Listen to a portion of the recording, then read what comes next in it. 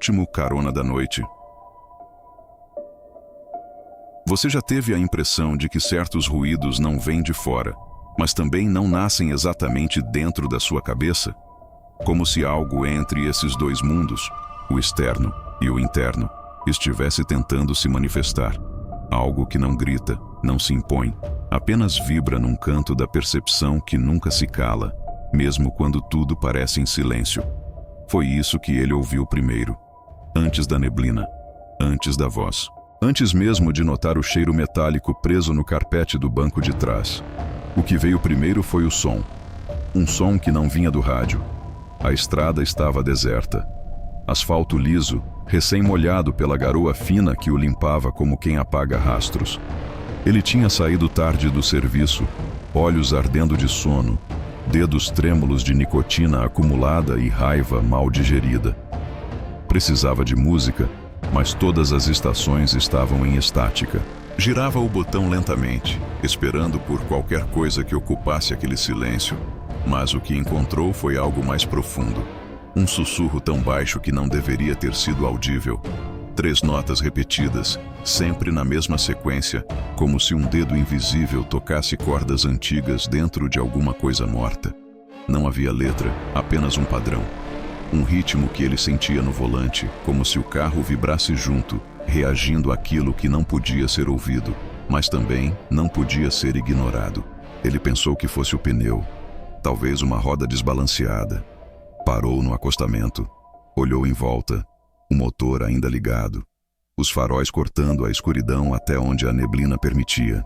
Nada de errado, nenhum sinal de falha mecânica, nenhum ruído vindo de fora.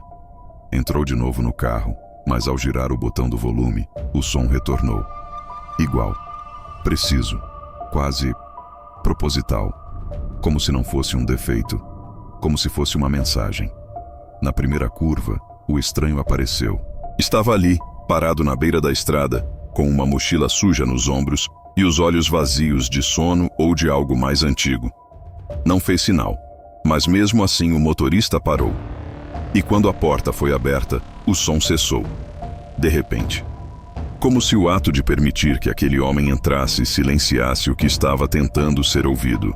Ou, como se fosse exatamente isso que aquela frequência queria. Que ele parasse, que ele abrisse, que ele deixasse entrar. A viagem recomeçou em silêncio. O estranho não dizia nada. Apenas olhava para frente, respirando devagar, os olhos fixos no horizonte como se soubesse onde estava indo, mas o motorista começou a perceber que o ruído não havia acabado. Ele apenas mudara de lugar. Agora vinha do próprio carro, do painel, do retrovisor, do porta-luvas. Pequenos estalos, como se o plástico estivesse rangendo sob alguma pressão invisível, como se o veículo, de alguma forma, estivesse resistindo, ou sendo moldado por dentro. Na curva seguinte, o rádio voltou a funcionar, mas não como antes. Tocava uma música antiga que ele lembrava ter ouvido quando era criança, só que distorcida, a voz do cantor arrastada, os instrumentos parecendo tocados debaixo d'água, e no fundo, as 3 notas ainda estavam lá. As mesmas, repetidas, como um código que atravessa o tempo. Quando olhou para o caroneiro, este estava sorrindo. Não um sorriso de felicidade, um sorriso sem lábios, puxado nos cantos da boca, como quem ouve uma piada privada, algo íntimo, cruel. Um sorriso de quem sabe que você começou a ouvir, e agora não pode mais deixar de escutar. O som começou a se repetir fora da música. 3 batidas no vidro da porta, mesmo sem nada tocando. 3 estalos no teto. 3 reflexos no espelho, mesmo que não houvesse ninguém no banco de trás. O número 3. Sempre ele. Como se fosse a assinatura de alguma coisa. Como se aquela frequência, aquele código, estivesse registrando sua presença, deixando marcas. Foi quando ele percebeu que não se lembrava exatamente onde estava. O trajeto que conhecia há mais de 20 anos parecia alterado. Os postes estavam em distâncias diferentes. As placas tinham símbolos apagados, nomes trocados. Uma curva que deveria vir depois da ponte apareceu antes. O GPS estava travado, e as 3 notas agora estavam sendo repetidas por um som que não vinha de nenhuma fonte elétrica. Era como um assobio abafado dentro do próprio peito. Um som que começava por dentro e terminava nos ouvidos. Ele quis perguntar ao caroneiro se também estava ouvindo. Mas quando virou o rosto, percebeu que o banco do passageiro estava molhado. E o estranho, agora, segurava algo que não havia antes. Uma fita cassete antiga, sem identificação, que ele girava entre os dedos. O motorista, sem saber porquê, estendeu a mão. E o estranho entregou a fita com um olhar que dizia mais do que qualquer palavra poderia. Ao pegar a fita, o motorista sentiu as 3 notas pulsarem em seus ossos, como se finalmente tivesse captado a origem. Como se aquele som tivesse uma forma, um nome, um dono. Ele olhou para o estranho, esperando alguma explicação, mas o que recebeu foi a primeira frase desde o início da viagem. Uma voz grave, baixa, com cheiro de poeira antiga e metal queimado. Você ouviu, agora é seu. Não foi naquela noite que ele o viu pela primeira vez. Foi o que percebeu no instante em que olhou para o caroneiro, e algo no fundo de sua mente gritou por reconhecimento. O cérebro tenta proteger o corpo, apaga o que pode, distorce o que sobra. Mas certas coisas não se esquecem, elas se escondem.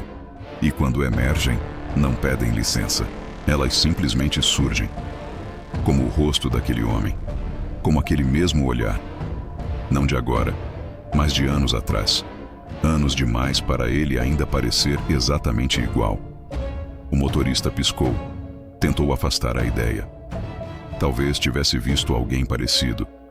Alguém com a mesma postura curvada, o mesmo silêncio carregado, a mesma mochila marrom esfiapada nas bordas. Mas a mente insistia. Algo naquele rosto já tinha sido importante. Talvez na infância, talvez em algum jornal antigo, talvez em um sonho, mas estava ali, preso, nítido, injustamente nítido. A lembrança veio como um corte mal feito, sem aviso.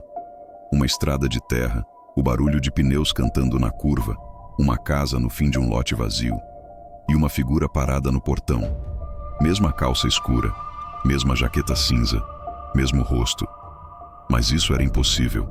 Aquela lembrança era de quando ele tinha 10 anos, e a figura no portão, na lembrança, também não havia envelhecido.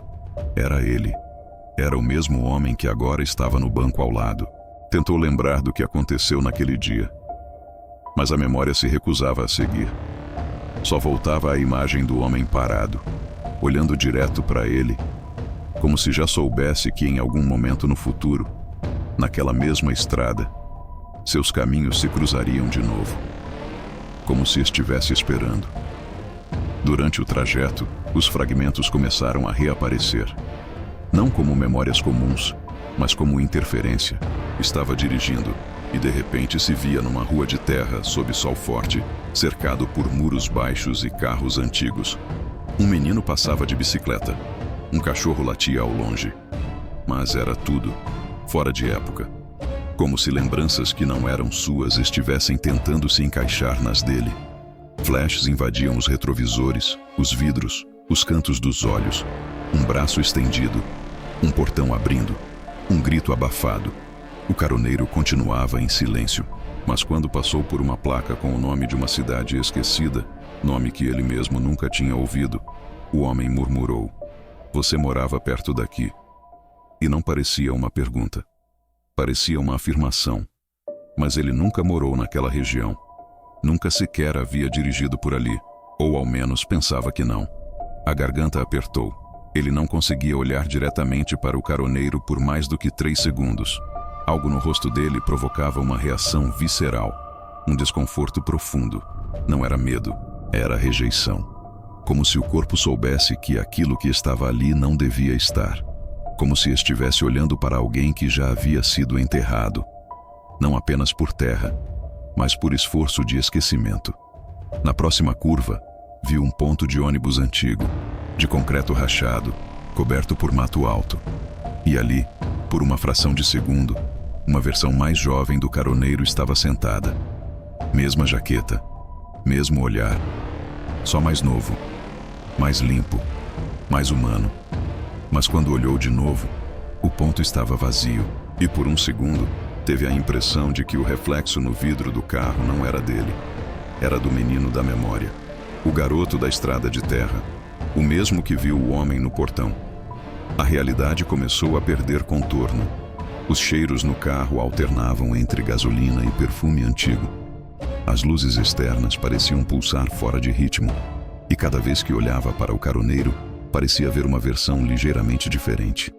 Um leve enrugamento a mais no rosto, um corte novo no lábio, uma sombra diferente sob os olhos, como se ele estivesse envelhecendo rápido demais, ou como se o motorista estivesse vendo todas as versões dele ao mesmo tempo. O desconforto se tornou dor de cabeça, latejante, e o som voltou. As 3 notas, agora mais graves, tocadas não por um instrumento, mas por uma garganta. Uma voz rouca, engasgada, que repetia a sequência em volume quase imperceptível. Não dava para saber se era o rádio ou o caroneiro. Talvez ambos, talvez nenhum. Foi quando o estranho virou lentamente a cabeça, sem sorrir, sem piscar, e disse: "A primeira vez sempre volta, mesmo que você não queira lembrar." O motorista não respondeu, não conseguiu. Os dedos apertaram o volante. O coração disparou, porque agora ele lembrava. E lembrar não era a parte assustadora. O que assustava era entender que aquela noite, aquela estrada e aquela carona já tinham acontecido antes, e que ele não tinha sobrevivido da última vez. O asfalto se estendia diante dos faróis como uma língua negra, interminável, serpenteando em silêncio entre campos vazios e mato úmido. A noite parecia imóvel. Nenhum inseto no para-brisa, nem uma coruja nas cercas de arame. Era como se toda forma de vida tivesse sido suspensa por um acordo tácito entre a estrada e o que a habitava. O motor zumbia baixo, obediente, mas o carro parecia deslizar com leveza anormal, como se os pneus não tocassem mais o chão. O motorista apertava o volante desconfiado. Algo estava errado, e ele ainda não sabia o que. Foi o caroneiro quem falou primeiro. Voz tranquila, quase amistosa, cortando o silêncio como faca afiada em carne macia. Passamos o quilômetro 21 agora. O motorista apenas assentiu com a cabeça, mas algo dentro dele se mexeu. Uma sensação gelada subiu pela espinha, sutil como o toque de uma aranha invisível. Ele olhou pelo retrovisor. Nenhuma placa, nenhuma marca. Mas o que realmente o incomodava era o detalhe que o estranho não podia saber. Aquela placa, aquela marcação de quilômetro, foi retirada há mais de 15 anos. Ele sabia disso porque seu irmão morreu ali. O carro capotou após um caminhão perder o controle numa curva mal sinalizada. O impacto foi tão violento que o corpo foi encontrado dias depois, já distante da pista, envolto em vegetação rasteira e silêncio absoluto. Desde então, a prefeitura havia reconfigurado o trecho, apagado o número e evitado a lembrança. Mas agora, ali, naquela estrada, à meia-noite e alguns minutos, alguém dizia tê-la visto. E não apenas visto, havia a certeza na voz do caroneiro, como se ele soubesse. O motorista disfarçou, tentou mudar o assunto. Comentou sobre o tempo, sobre o frio incomum para aquela região. Mas o caroneiro não respondeu. Estava olhando pela janela como se procurasse algo, como se esperasse ver, lá fora, algo que não era mais desse mundo. E viu, porque alguns metros à frente surgiu a placa, enferrujada, suja, pendendo de um poste torto. Quilômetro 21. Exatamente como era antes de ser removida. Exatamente como estava no dia do acidente. O carro passou devagar. O motorista apertou os olhos, pensando que podia ser imaginação, um delírio, um reflexo, mas não era. A placa estava ali, presente, sólida, real. Sentiu o estômago se revirar, a pele suar sob o casaco. O caroneiro sorriu, não com os lábios, mas com os olhos, e então disse: "Algumas coisas não aceitam ser esquecidas. Elas voltam, mesmo que ninguém queira enxergar." Na curva seguinte, o GPS travou. A linha azul que indicava o trajeto começou a girar em círculos. A posição do veículo não se movia mais. O celular perdeu sinal.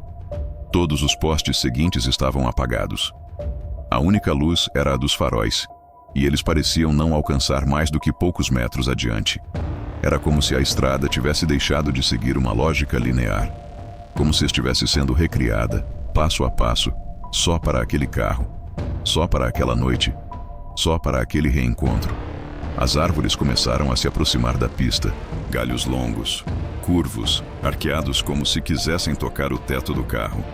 As folhas brilhavam com umidade que parecia sangue coagulado sob a luz artificial. E lá, entre os troncos, formas surgiam, imóveis, longilíneas, sombras humanas demais para serem ignoradas, mas estáticas demais para serem vivas. O motorista tentava ignorar. Fixava os olhos na estrada, como se seguir em frente fosse suficiente para escapar.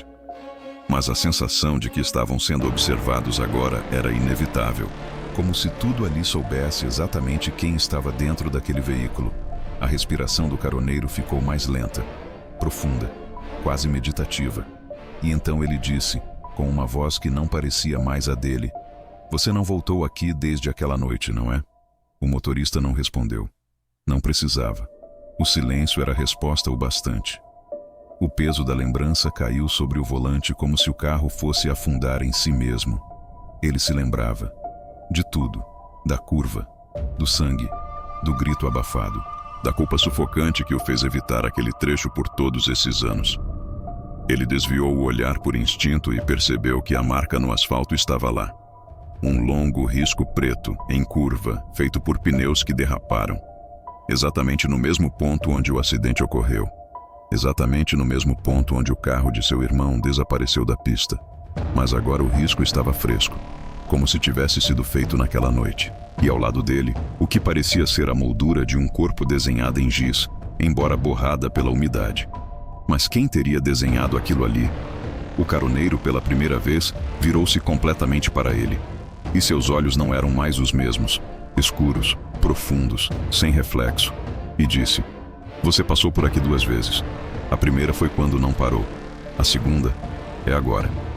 O motorista não conseguiu responder, porque entendeu o que estava sendo dito. Aquilo não era apenas uma lembrança. Aquela estrada estava sendo reescrita. E ele talvez não fosse mais quem achava que era. Ele pensava que conhecia todas as histórias que circulavam sobre aquela estrada. Acidentes antigos, caminhoneiros que juravam ter visto uma mulher vestida de branco na beira da pista, relatos de luzes que desciam do céu e paravam sobre os carros em movimento, lendas repetidas em rodas de bar, distorcidas com o passar do tempo, alimentadas pelo medo dos que nunca viram nada, mas conheciam alguém que conhecia alguém que viu. Mas o que o caroneiro começou a contar naquela noite não era uma lenda, era um relato íntimo. E os detalhes não eram de domínio público. Começou com uma frase simples, jogada ao vento. Ela também pegou carona. O motorista não respondeu. Apenas continuou dirigindo, mãos fixas no volante, como se qualquer palavra fosse dar forma ao que estava prestes a ser dito. O caroneiro prosseguiu, voz firme, calma, sem hesitação, como quem recita algo que já contou dezenas de vezes. Disse que foi em 1997, em uma madrugada parecida com aquela. A estrada estava vazia, o ar denso, e um jovem voltava de um evento em uma cidade vizinha. Ele dirigia um Gol branco, ano 85, faróis amarelados, rádio tocando baixo uma música sertaneja lenta. Disse que perto do quilômetro 21, viu uma mulher pedindo carona. Cabelo escuro, pele pálida, vestido floral. Ela entrou e não falou muito. Apenas pediu para descer em um ponto de ônibus abandonado mais à frente. Até aí tudo parecia normal. Mas o carro nunca chegou ao ponto. O rapaz desapareceu naquela noite. O carro foi encontrado dias depois, atolado em um brejo raso, portas abertas, faróis ainda acesos, como se o tempo tivesse congelado. Não havia sinais de luta, nem sangue, nem digitais além das dele. Nenhuma marca de pneu indicando freada brusca. Nenhum rastro da mulher. Apenas o som do rádio, ainda funcionando, repetindo a mesma música desde então. O motorista sentiu o estômago embrulhar. Ele lembrava vagamente desse caso. Mas a história oficial dizia que o desaparecimento foi resultado de imprudência. O jovem havia bebido, provavelmente se perdeu. As autoridades nunca falaram sobre uma mulher. Nunca mencionaram a posição do carro, o estado dos faróis ou o detalhe da música que não parava. Muito menos sobre a ausência de qualquer pegada nos arredores. A versão que o caroneiro contava era outra. Era precisa demais. Assustadoramente íntima. E sabe o que ele disse antes de sumir? O caroneiro perguntou, com um olhar vazio de emoção. Disse que ouviu uma voz no banco de trás. Uma voz que dizia: "Agora é sua vez de ser lembrado." O motorista sentiu a pele arrepiar dos pés ao pescoço. Não pelo que foi dito, mas porque naquela mesma noite ele também tinha ouvido uma voz no banco de trás. E ninguém estava ali. Pelo menos, não à vista. O ar no carro ficou mais pesado. O silêncio entre uma palavra e outra era quase sólido, como se a própria história estivesse se manifestando fisicamente. O caroneiro virou-se parcialmente para ele e completou: "O que ninguém contou, o que ninguém quis saber, é que não foi a primeira, e também não foi a última. Todos acham que são únicos. Mas essa estrada, ela coleciona." O motorista perguntou finalmente como ele sabia de tudo isso, e a resposta veio sem hesitação: "Porque fui o último a vê-lo." A frase bateu como uma martelada. Não apenas pelo conteúdo, mas pelo tom. Não havia orgulho, nem culpa, nem lamento. Apenas constatação. Como quem fala sobre a cor do céu. A estrada à frente começou a se estreitar, e por um momento pareceu que o farol do carro iluminava não o asfalto, mas uma trilha antiga de terra batida, como se estivessem sendo guiados para fora da rota real. Mas o volante não respondia mais direito. As curvas vinham sem aviso. As linhas de sinalização desapareceram, e tudo ao redor ficou mais escuro. O caroneiro continuou contando. Disse que houve uma mulher antes do rapaz. Uma senhora que viajava sozinha para visitar a filha. Depois, um caminhoneiro. Depois, um padre. Sempre os mesmos sinais, sempre no mesmo trecho. E todos desapareceram. Alguns foram encontrados dias depois, outros jamais. Mas o padrão era o mesmo. Relatos incompletos, investigações encerradas às pressas, testemunhas que mudavam de versão ou enlouqueciam. A história ganhava corpo, como se o próprio ato de contá-la a fizesse reviver.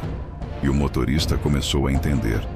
A estrada não era apenas um cenário, ela era parte do ritual, uma entidade em si, um corredor entre dimensões, entre estados de consciência, entre o real e o que já foi. E o caroneiro não era só um passageiro, era o arquivo vivo, a testemunha que permanece, a ponte. Quando o silêncio finalmente retornou, o motorista percebeu que não sabia mais há quanto tempo estava dirigindo. As horas no painel piscavam em padrões erráticos. O ponteiro do combustível estava no mesmo lugar, e o rádio, mais uma vez, transmitia uma voz que sussurrava em ciclos. Ela também pegou carona, ela também pegou carona, ela também pegou carona. A primeira vez que ele viu a névoa, achou que fosse comum, fria, espessa, vinda das baixadas cobertas de vegetação.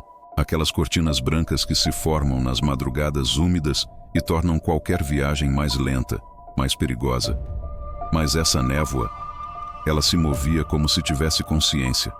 Não seguia o vento, nem obedecia ao relevo. Ela se aproximava, pela frente, pelas laterais, por trás. Não se formava, surgia. Aparecia onde não deveria. Engolia os postes, engolia a linha do horizonte, engolia os retrovisores.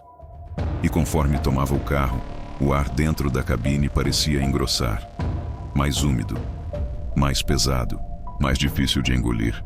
O motorista ligou o farol alto, depois o baixo, depois o milha. Nenhuma diferença. A luz não atravessava mais do que poucos metros à frente, e o que revelava era pior do que o que escondia. A névoa tinha camadas, níveis, texturas, como fumaça de algo que ainda queima, como algodão podre, como vapor que carrega partículas orgânicas de algo morto. A estrada, que já estava estranha, agora parecia uma fita em suspensão. O carro flutuava por ela, mas os pneus ainda tocavam o chão. Era como se estivessem em trânsito não apenas pelo espaço, mas por um tempo dobrado, por uma dimensão que se desfiava a cada metro. O caroneiro, antes quieto, começou a respirar mais fundo. Não como quem tem medo, mas como quem está se preparando, como quem sabe que algo está prestes a acontecer. E quando o motorista perguntou se ele estava vendo aquilo, se aquilo era normal, a resposta foi apenas um sim, frio, seco, definitivo. Mas a pergunta não era se ele via, era se aquilo fazia sentido. E a ausência de explicação fez a névoa se tornar mais ameaçadora. Foi quando viu a primeira figura, no canto esquerdo da estrada. Uma silhueta parada, imóvel, sem rosto, sem traços, apenas a impressão de um corpo onde não deveria haver nenhum. E então, no lado oposto, outra. E mais à frente, uma terceira. Todas distantes, todas fixas. Mas quando olhou novamente, haviam se movido. Um passo, dois, sempre nas bordas, sempre nas margens da visão. Como sombras presas a regras que ele não conhecia. Como se só pudessem existir na periferia da sanidade. O rádio voltou a emitir ruídos, mas não música, nem estática. Era como se alguém estivesse passando a unha sobre uma parede de concreto, lentamente, arrastado. Depois vinham vozes, não conversas, vozes soltas, palavras sem contexto, frases que pareciam memórias de outras pessoas. Não fui eu que deixei a porta aberta. Ele já estava morto quando eu cheguei. Não pare, nunca pare. E então, por fim, uma pergunta que veio clara, como se falada dentro da cabeça dele. Você ainda está do lado de dentro? Ele tentou frear, mas o pedal estava mole. O carro não reagia. Continuava avançando em linha reta, ainda que seus pés e mãos dissessem o contrário. Era como se estivesse sendo conduzido por algo maior, como se o volante e os pedais fossem apenas adereços para manter a ilusão. O caroneiro permaneceu imóvel, os olhos fechados, os dedos entrelaçados como em oração. A temperatura caiu abruptamente. Os vidros começaram a embaçar por dentro, mas o ar-condicionado estava desligado. No vidro do lado do motorista, formou-se uma palavra, 3 letras, um nome, curto, escrito com um dedo invisível, tremendo, molhado. Era o nome do irmão que ele perdeu naquele trecho de estrada. O mesmo nome que nunca mais pronunciou em voz alta. O nome que jurou enterrar com a culpa. E ali estava ele, escrito na névoa, como um chamado, como uma condenação. Ele passou a mão sobre o vidro para apagar, mas ao invés de desaparecer, a palavra se multiplicou. Agora estava no para-brisa, depois no vidro do passageiro, no retrovisor interno. E quando olhou para o caroneiro, este estava com os olhos abertos, encarando diretamente, como se soubesse o que ele viu. E disse: ele nunca saiu daqui. Você é que foi embora antes da hora. A névoa então se mexeu, literalmente, como uma criatura viva. Girou em torno do carro em espiral. Começou a bater nas janelas. A Ranger nas portas, como se procurasse uma entrada.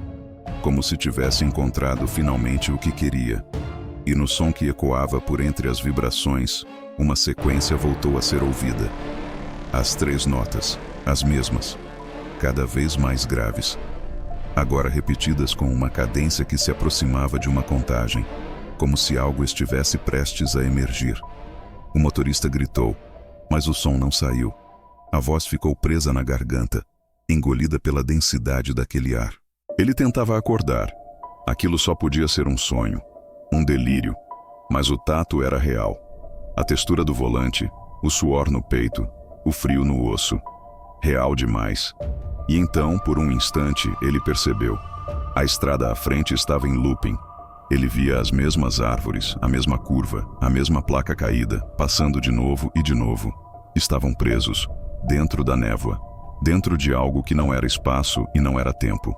Era vontade, era presença. E a névoa, afinal, não era vapor, nem água, nem partícula. Era memória condensada.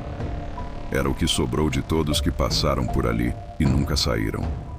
Era o que sobra quando a culpa é grande demais para evaporar. Quando a dor é intensa demais para ser esquecida. Era, acima de tudo, o aviso final. E ele agora dirigia por dentro dela. Houve um momento em que ele percebeu que o espelho estava errado. Não quebrado, não torto, errado. Algo no reflexo não batia com a realidade. No início, era sutil, pequenas distorções. O contorno do próprio rosto mais pálido do que devia. O formato dos olhos ligeiramente deslocado. Mas bastou um segundo olhar mais atento para que a sensação se tornasse certeza. O espelho não estava refletindo o que estava ali. Estava mostrando outra coisa. Outra versão. Outro tempo. Outro alguém. Ele ajustou o espelho com a mão, tentando reencontrar o ângulo certo, como se o problema fosse mecânico. Mas a imagem não mudava. O que via não era ele. Ou era, mas não agora. Era ele mais velho. Ou mais jovem. Ou morto. A pele tinha um tom acinzentado. Os olhos, fundos demais, como se o reflexo carregasse o peso de algo que ele ainda não tinha feito. Ou de algo que já tinha feito, mas se recusava a lembrar. E ali estava ele, encarando a si mesmo, mas sem reconhecer quem via. Desviou o olhar. Apertou o volante com força. Respirou fundo. A estrada à frente se dissolvia novamente em névoa e escuridão. Mas os retrovisores, os dois externos também, começaram a vibrar, como se algo estivesse prestes a aparecer. Como se dentro da moldura de vidro, outra realidade estivesse prestes a invadir. Olhou de novo. No espelho interno, agora havia uma silhueta no banco de trás. Parada, imóvel, sem rosto, apenas a forma. Mas no banco traseiro não havia nada. Ele girou o corpo com violência, vazio. Voltou o olhar para o espelho. A silhueta permanecia, inalterada. Como se dissesse, eu não preciso estar fisicamente aqui para ser lembrado. Eu não preciso tocar você para ser parte do que você é. O caroneiro não reagia.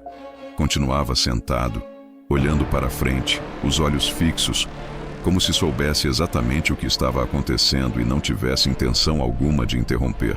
O motorista tentou ignorar. Pensou em cobrir o espelho com algum pano, mas não tinha nada à mão.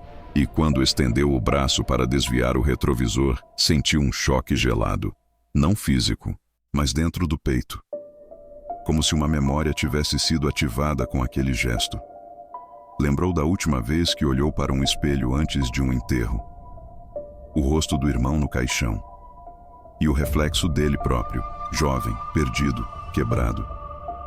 Lembrou da mãe dizendo que alguns espelhos revelam mais do que o necessário. Que por isso os antigos os cobriam com pano preto durante o luto. Porque o vidro não só reflete, ele captura. E se algo olhar de volta, é porque nunca foi só um reflexo. No retrovisor do lado esquerdo, agora apareciam 3 pessoas, paradas na beira da estrada, em fila, olhando para o carro. Mas não havia ninguém lá fora, apenas mato e névoa. Ele girou o rosto, viu o vazio, voltou para o espelho. As figuras permaneciam, não se moviam, apenas observavam. E no canto do espelho, uma mancha escura começou a se formar, lentamente, como sangue escorrendo do topo para dentro da moldura. Mas ao olhar diretamente para o vidro, não havia nada. Era só no reflexo, só quando não se olhava direto. E então veio a imagem final, no espelho central, a mais perturbadora. O rosto da mãe, com os olhos costurados, os lábios costurados, a pele puxada para trás, como se estivesse sendo esticada por dentro, e a boca tremendo, querendo falar, mas não conseguia.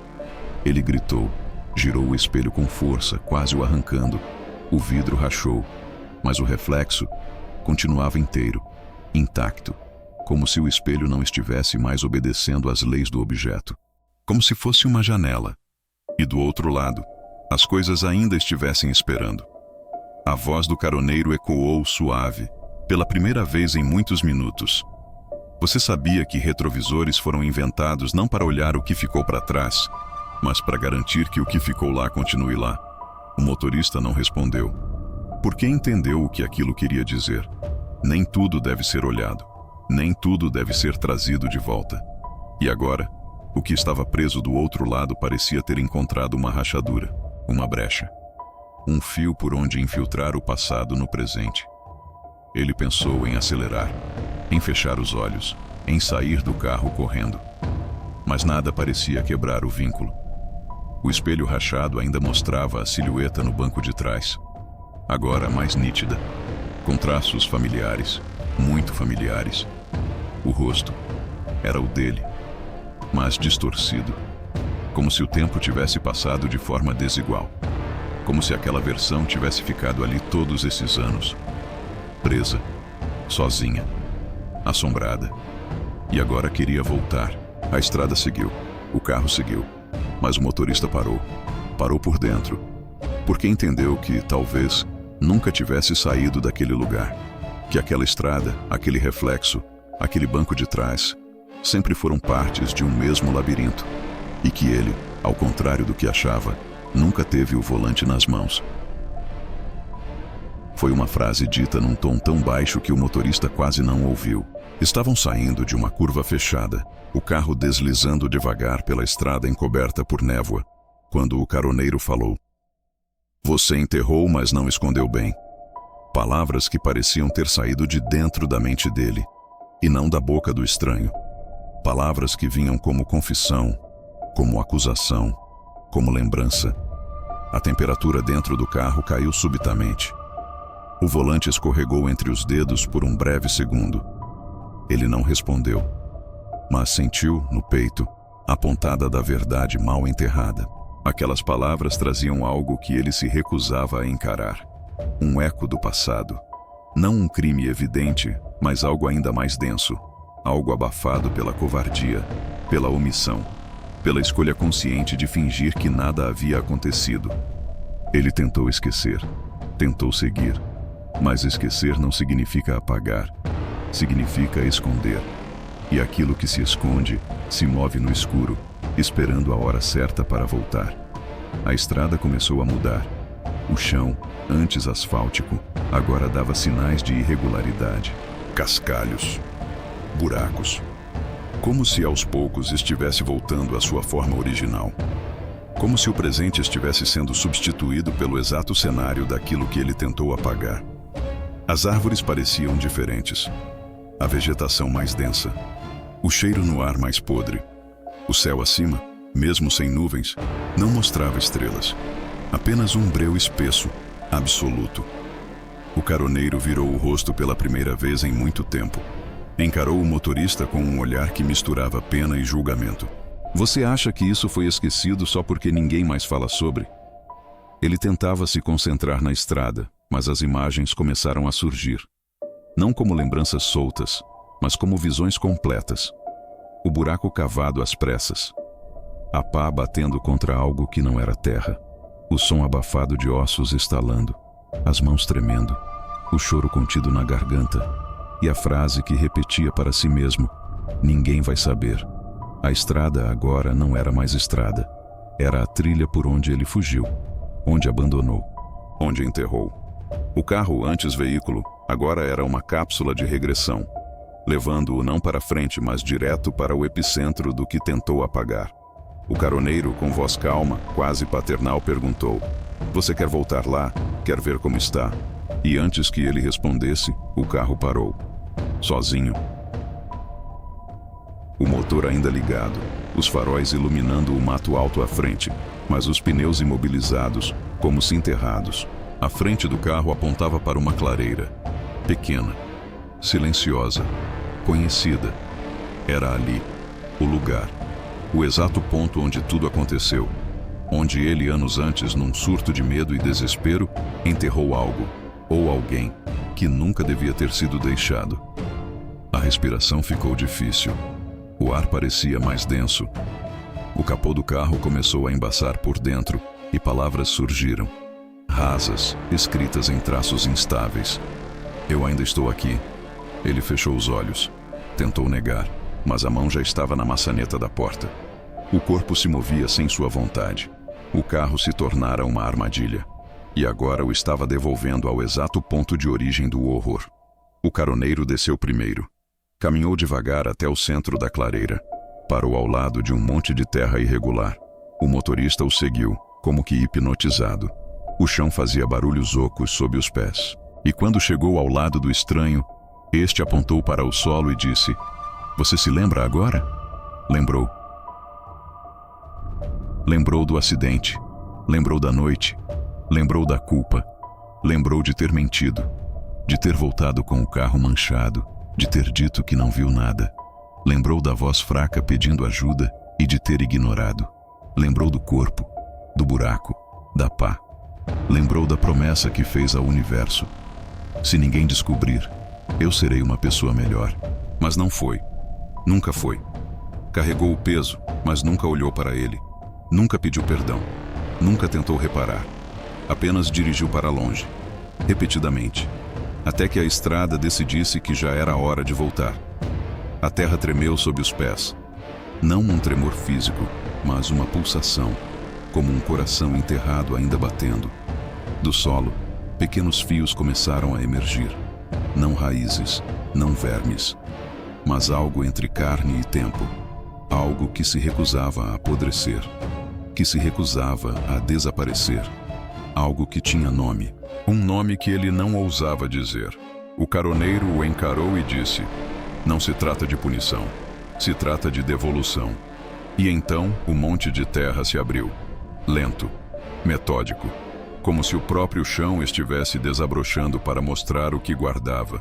E o que estava ali não era apenas um corpo, era uma versão dele, suja, deformada, congelada no momento da decisão. O rosto carregava exatamente a expressão que ele fez quando deu as costas. Não havia sangue, não havia grito, apenas o encontro, o confronto inevitável entre o que somos e o que fingimos que nunca fomos. O motorista caiu de joelhos, não por dor, mas por entendimento. E nesse instante, a floresta ao redor respirou. As sombras recuaram. O tempo parou. O caroneiro, agora parado atrás dele, sussurrou: "Você pode enterrar o corpo, mas nunca enterra a escolha." Ele conseguiu ligar o carro, ou o carro permitiu ser ligado. Já não sabia mais se tinha controle sobre as ações, ou se estava apenas seguindo uma trilha aberta por algo muito mais antigo e sutil. A estrada voltou a surgir à frente, como se houvesse sido remendada após o colapso na clareira. As árvores se afastaram. O asfalto reapareceu. A linha branca no centro da pista piscava sob os faróis, insistente, como um sinal vital, como um eletrocardiograma que tentava provar que o tempo ainda corria. Mas ele não sentia mais nada familiar, nem no caminho, nem em si mesmo. A mão ainda tremia quando segurou o celular. Tentou ligar para a polícia. Sinal fraco. Um traço instável de rede. A chamada caiu 2 vezes. Na terceira, finalmente conectou. Ele disse o nome da rodovia. Disse que havia um corpo, uma clareira, algo enterrado, algo errado. A voz do outro lado pediu que ele aguardasse na estrada, que fosse até o próximo posto de gasolina, que não saísse do carro. Ele concordou. Queria testemunhas. Queria alguém para ver o que ele viu. Precisava que alguém mais dissesse que aquilo aconteceu. Dirigiu em silêncio por mais 20 minutos. Ou achava que foram 20. O relógio do painel estava travado em 3 horas e 33 minutos. E todo o trajeto parecia se repetir como um loop mal disfarçado. Mas então, finalmente, surgiu um posto. Pequeno, antigo, luzes fracas, uma única bomba e um homem sentado numa cadeira de plástico, encostado na parede, fumando. Ele parou o carro, desceu com pressa, correu até o frentista. As palavras saíram confusas. Falou da estrada, da clareira, do corpo, da carona. E o frentista apenas o olhava, sem surpresa, sem pressa, sem emoção. "Você está sozinho, amigo", disse ele, depois de ouvir tudo. O motorista negou, apontou para o carro. Disse que havia um homem com ele, que estava sentado no banco da frente desde o início da viagem. Mas ao olhar de volta, o banco do passageiro estava vazio. Sem marca, sem calor, sem indício de ocupação. A mochila sumira. A fita cassete também. Tudo limpo, como se ninguém jamais tivesse estado ali. Voltou ao carro em desespero. Abriu as portas. Procurou no porta-luvas, no chão, no banco de trás. Nada. Nem cheiro, nem vestígio. Ligou o rádio. Silêncio absoluto. Nem estática, nem frequência. Como se o aparelho tivesse morrido, desligado por dentro. O frentista observava tudo de longe, com um olhar de quem já viu isso antes.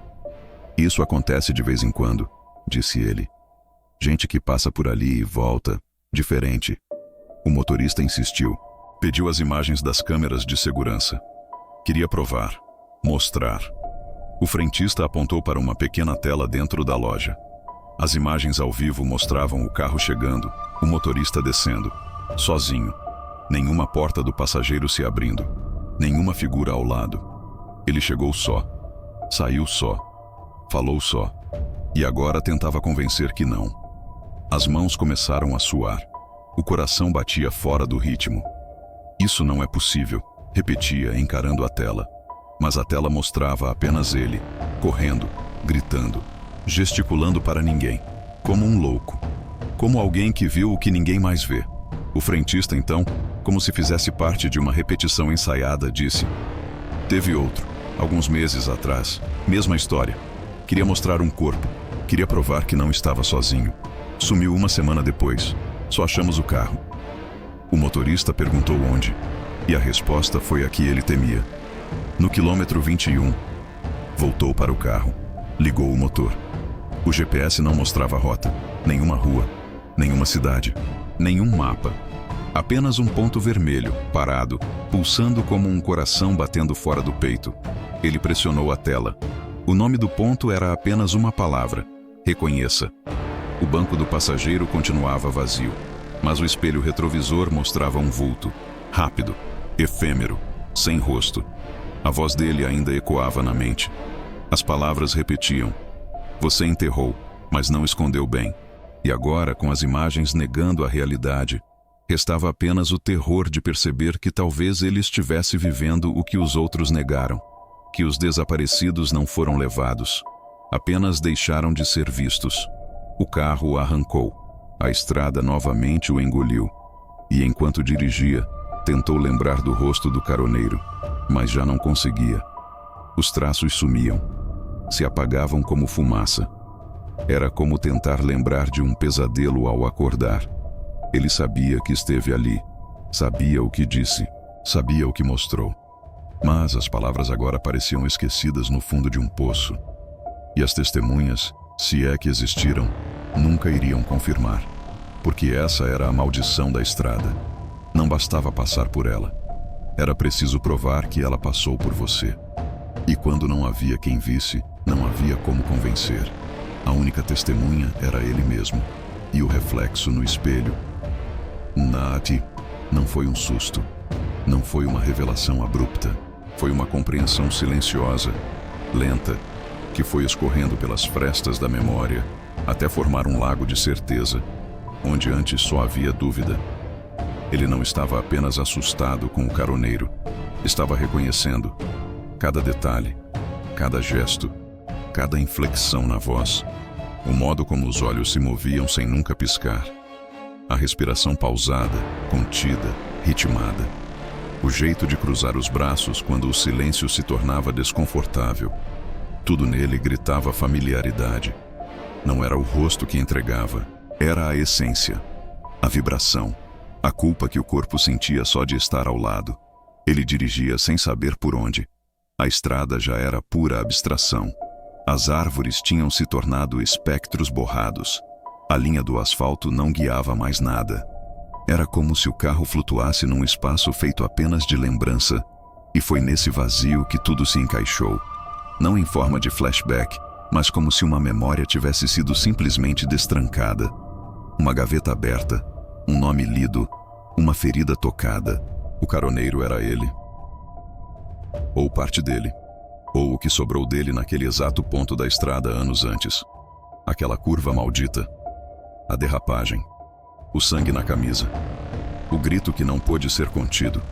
O momento em que ele escolheu ir embora, jurando que nunca contaria a ninguém. Ele achava que havia escapado, que a decisão de seguir em frente apagava a responsabilidade, que a estrada se esqueceria do que viu. Mas a estrada não esquece, ela guarda.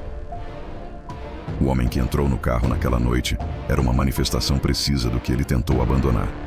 Era o fragmento do seu eu original que ficou preso naquela noite. Aquela parte que viu o acidente, que ouviu o pedido de socorro, que hesitou por um segundo e depois decidiu não voltar, que nunca chorou, que nunca rezou, que nunca pediu perdão. Era a parte que se calcificou, que nunca mais cresceu, que ficou congelada ali, no quilômetro 21, esperando. A ficha caiu quando ele olhou para o retrovisor e viu seu próprio rosto, mais jovem, do jeito que era na época do acidente. Os mesmos olhos, mas mais vivos, mais críveis, mais inteiros. Não havia sombras, não havia mentira. Era ele antes da escolha, e o que estava no banco do passageiro agora era o que sobrou depois dela. Ele freou. O carro parou. O som do motor silenciou. Mas o silêncio não trouxe alívio. Trouxe uma presença mais densa, como se o próprio ar tivesse passado a julgá-lo. Olhou para o banco ao lado, vazio, ou talvez finalmente visível, porque agora ele entendia que aquele banco sempre esteve ocupado, e que por todos esses anos, por todos esses quilômetros, ele apenas recusou a olhar. Mas ali, naquela estrada que se dobrava sobre si mesma, que o fazia retornar à origem, não havia mais como fingir. O caroneiro não era uma aparição, era uma duplicação, um espelho interno, uma moldura psíquica. Era a face da parte de si mesmo que nunca superou, nunca seguiu, nunca amadureceu. Era a parte que insistia em voltar. E naquela noite, ela foi mais forte. A estrada à frente mostrava luzes ao longe. Um vilarejo, talvez. Um posto de polícia. Uma chance de escapar. Mas o carro não se movia. O pedal estava rígido. A chave não girava. E o rádio voltou a funcionar. Não com estática, mas com sua própria voz, gravada, falando frases que nunca disse em voz alta. Se alguém descobrir, minha vida acabou. Não volto lá, nunca. A culpa é dele. Ele atravessou sem olhar. E então outra voz, a do caroneiro. E agora você quer ser perdoado? A pergunta ficou no ar. Não exigia resposta. Era uma armadilha, porque perdão exige reconhecimento. E reconhecimento exige entrega. E entrega exige sacrifício. Ele chorou, pela primeira vez. Não de medo, mas de encontro.